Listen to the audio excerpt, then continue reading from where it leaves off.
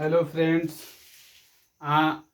हम लोग पिछले क्लास में उत्तल दर्पण में प्रतिबिंब निर्धारण पढ़ लिए हैं।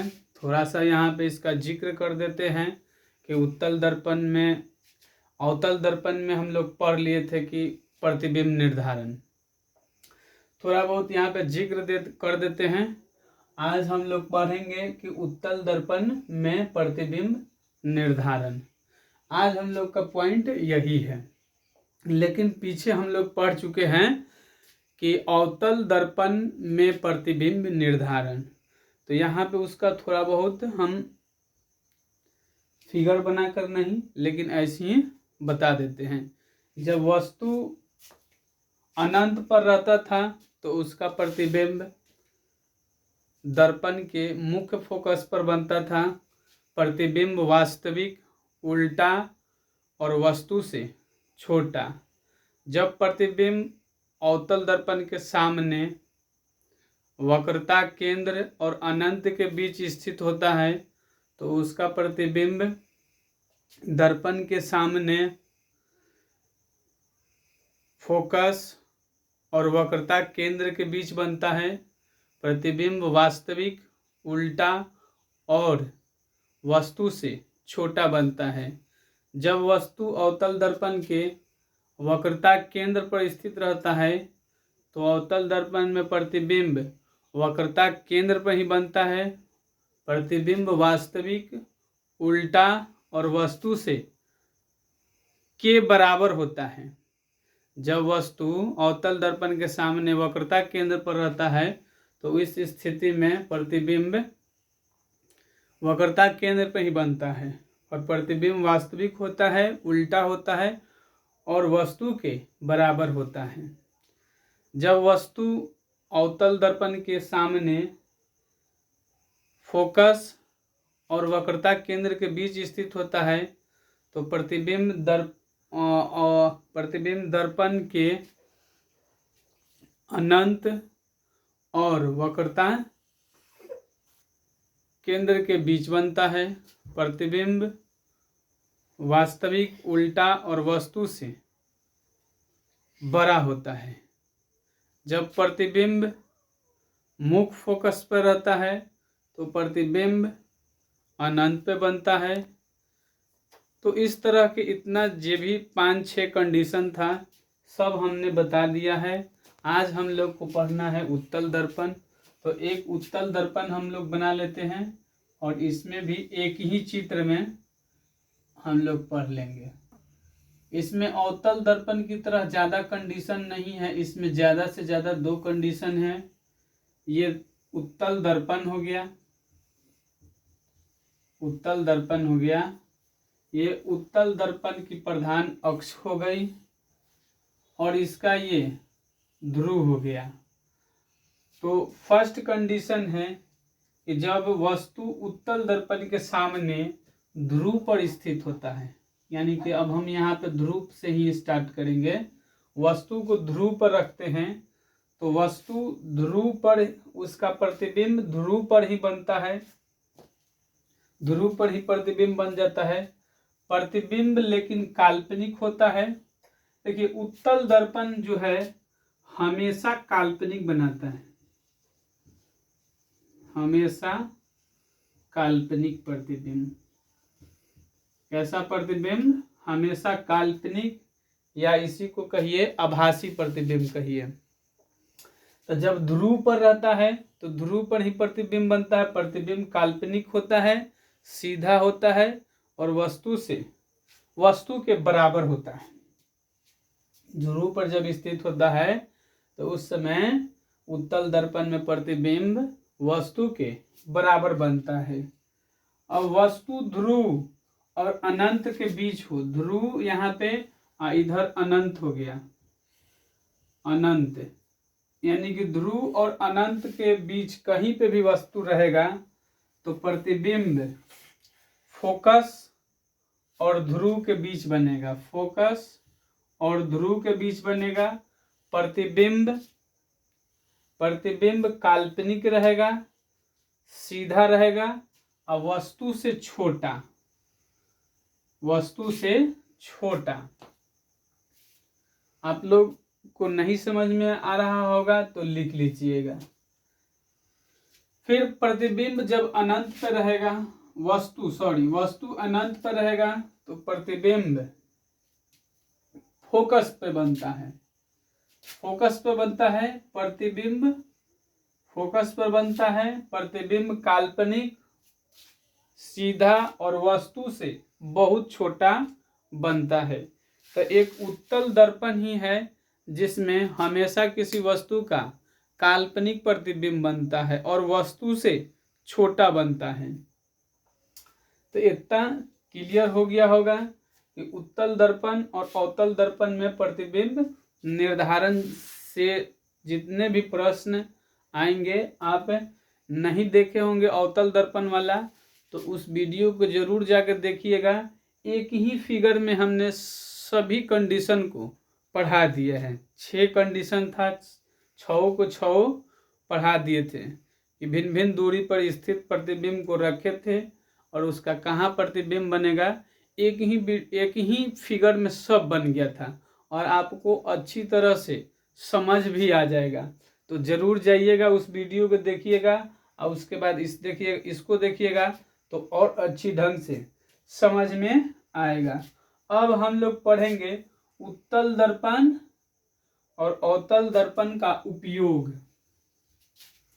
उत्तल दर्पण और अवतल दर्पण का उपयोग पढ़ेंगे। अब हम लोग यहाँ पे सबसे पहले पढ़ेंगे अवतल दर्पण का उपयोग। अवतल दर्पण का उपयोग कहाँ कहाँ पे किया जाता है। अवतल दर्पण का उपयोग, देखिए यहाँ पे आप लोग लिखिएगा कि अवतल दर्पण का निम्नलिखित उपयोग है। उपयोग नंबर 1 लिखिएगा, गाड़ियों के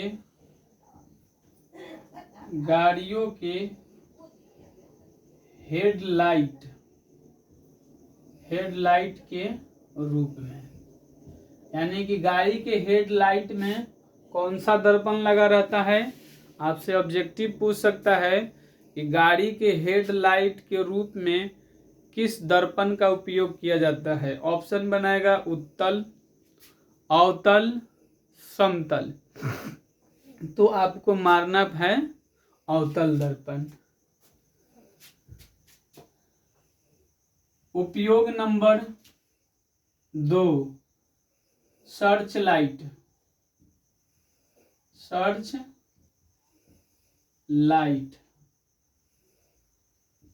के रूप में,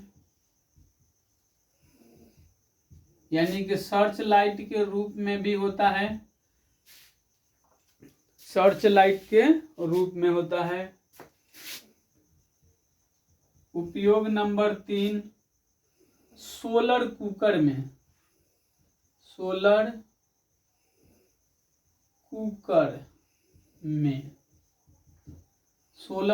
में,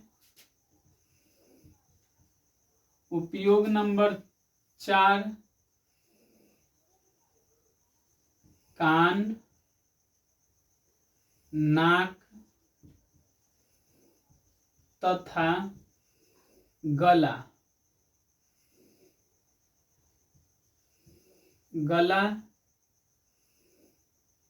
का भाग चेक करने में डॉक्टर उपयोग करते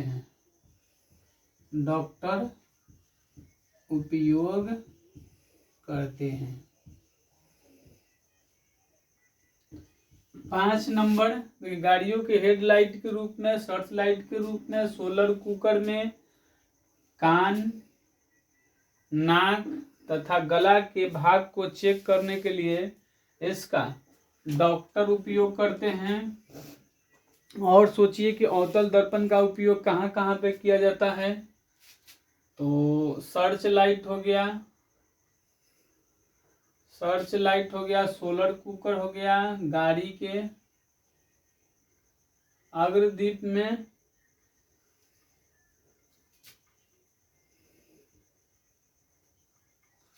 सोलर कुकर हो गया। और याद करके एक आप लिख लीजिएगा। अब उत्तल दर्पण का उपयोग है। उत्तल दर्पण का उपयोग, उत्तल दर्पण का उपयोग लिखेंगे गाड़ी के साइड मिरर के रूप में, गाड़ी के साइड मिरर के रूप में, यानी कि गाड़ी के जो साइड मिरर होता है, पीछे के वस्तु जो देखने के लिए होता है, उसमें जो गाड़ी के सामने, ड्राइवर के सामने लगा रहता है, वह उत्तल दर्पण होता है। गलियों में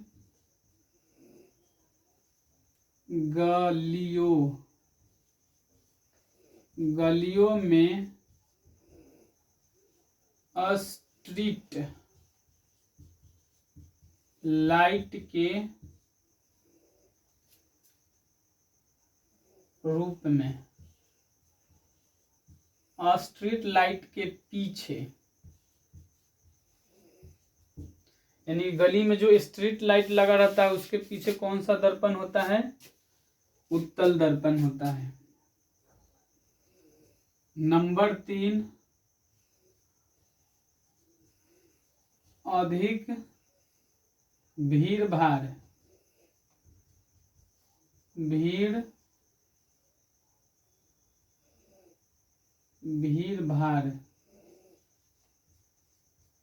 वाले स्थान पर, अधिक भीड़ भाड़ वाले स्थान पर पीछे के वस्तु को देखने के लिए, पीछे के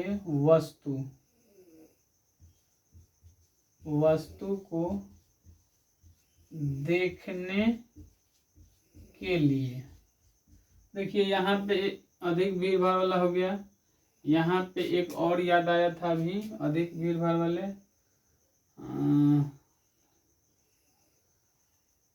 अधिक भीड़ भाड़ वाले स्थान पर पीछे के वस्तु को देखने के लिए।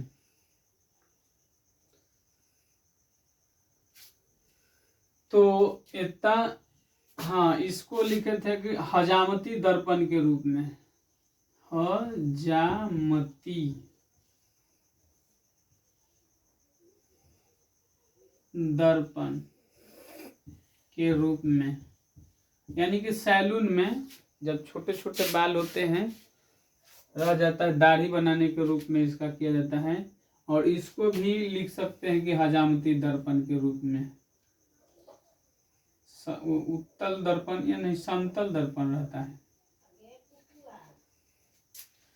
तो इतना आपको लिख दिए, आप इसका एक स्क्रीनशॉट ले लीजिएगा। मिलते हैं हम फिर से आपको नेक्स्ट वीडियो में। अगर यदि आपको वीडियो अच्छा लगा हो तो चैनल को सब्सक्राइब करिएगा, वीडियो को लाइक करिएगा।